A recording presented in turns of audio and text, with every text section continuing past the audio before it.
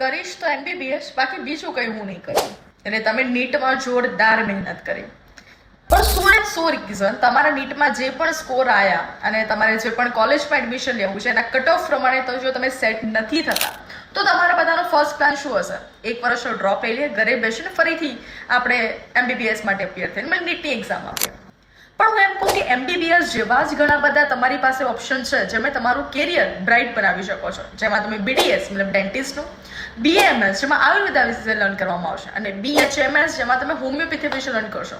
આ બધી જ સેકન્ડ મોસ્ટ ડિમાન્ડિંગ જ વસ્તુ છે.